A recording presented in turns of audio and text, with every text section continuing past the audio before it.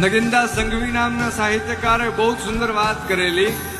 એમણે કીધું કે દીકરો છે ને એ ગમે એવડો મોટો થઈ જાય ને પણ પોતાના બાપનો બાપ ન બની શકે, પણ દીકરી છે ને થોડીક મોટી થાય એટલે પોતાના પિતાની માં બની જતી હોય છે. એ દીકરી છે ને એ પોતાના બાપની માં બની જાય, કારણ કે એ પિતાને પોતાની દીકરી અંદર માતાની છબી દેખાતી હોય, માની છબી દેખાતી હોય.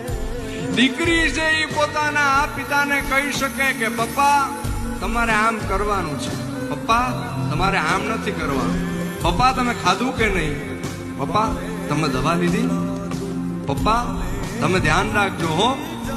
આવું દીકરી છે એ પોતાના પિતાને કહી શકે, કારણ કે એ પિતાને પોતાની દીકરીની અંદર પછી માં દેખાતી હોય. મારી હાટું રહી જાને આજ ને